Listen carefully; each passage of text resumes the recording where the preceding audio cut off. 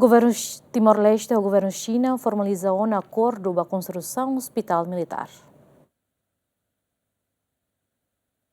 E haloran ruanulo fulang agosto ne Timor-Leste comemora aniversário Força Armada Libertação Nacional Timor-Leste badala lima nulo. Governo Lihusi Ministro Defesa, o Governu Xina Lihusi Embaixador Xina e Timor-Leste formaliza acordo para Konstrusaun Ospita Militar andar walu nebe sehari e a quarter FFDT fatuhada. Ministro Defesa Don Anciano Costa Gomes Pedro Clamarfui kadeten Hospital Militar ne hanarang Hospital Amizade Xina no Timor-Leste nebe se for tratamento para força, polícia no veteranos, ou Xina família, no mos cidadão em geral. Hospital Militar niang, at serve militar sira, at serve militar sira nia família sira, polícia famílias, veteranos sira e população em geral.